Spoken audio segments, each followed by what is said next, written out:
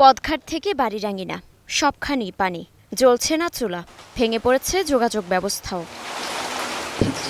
একটু বৃষ্টি হলেই এভাবেই ডুবে যায় গোপালগঞ্জের মুকসুদপুর পৌর এলাকা, কারণ নাজুক ড্রেনেজ ব্যবস্থা।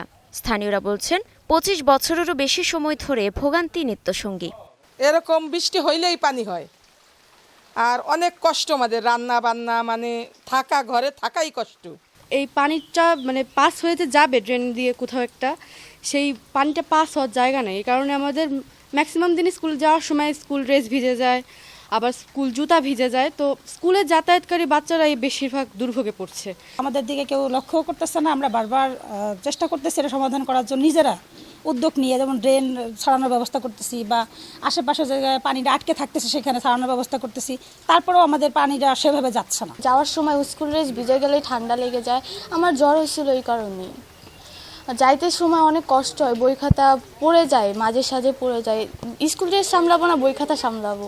প্রতিষ্ঠার ১৭ বছর পর এই পৌরসভা দ্বিতীয় শ্রেণীতে উন্নীত হলেও তা বন্দী কাগজে কলমে, কেননা বাড়েনি নাগরিক সেবা। বিশুদ্ধ পানির সংকটে বাড়ছে স্বাস্থ্য ঝুঁকি। আমাদের প্রতিটা ঘরে যে ছোট ছোট বাচ্চারা আছে, তারা তো সাঁতার জানে না, কোন সময় এই পানির ভিতর পড়ে তলিয়ে মারা যাবে, এই সংশয়ের ভিতরে আমরা সব সময় থাকি। পানিবাহিত রোগ হচ্ছে এবং এখানে সাপ, বিচ্ছু, জোক, এমনকি এই ধরনের যে বিষাক্ত জিনিসগুলো এখানে আছে, তারা যে কোনো সময় ছোবল মারলে, যে কোনো সময় আমাদের বাচ্চা বা আমরা বড় যারা আছি সবাই যে কোনো সময় মৃত্যুর ফাঁদে পড়ে যাচ্ছি আমরা। মশায় মাছিতে অবস্থা খুব খারাপ আমাদের। আর বিগত কতদিনে বৃষ্টির কারণে যে একটা বয়স্ক লোক অসুস্থ হলে যে হসপিটালে নিয়ে যাবো, সে ব্যবস্থাটাও নাই।